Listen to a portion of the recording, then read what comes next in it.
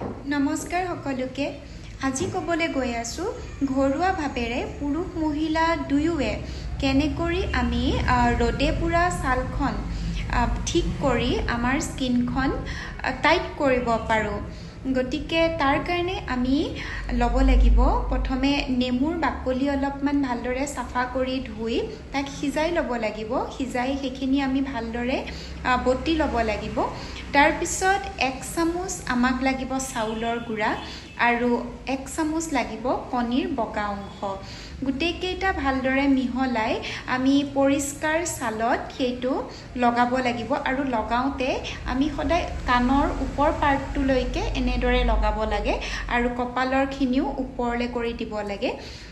15 মিনিটৰ কাৰণে ৰাখিব লাগে তাৰ পিছত যেতিয়া শুকাব তেতিয়া আমি হাতত অলপ পানী লৈ উল্টা জিৰো হিচাপে দি যেতিয়া সাফা কৰিম তেতিয়াও আমি এনেকে কাণৰ ওপৰ ফাললৈ দি পেলাই আমি সাফা কৰি দিব লাগে এনেকে কৰি চাবচোন ঘৰুৱা ভাৱেৰে আপোনালোকৰ স্কিনখন বহুখিনি টাইট হ'ব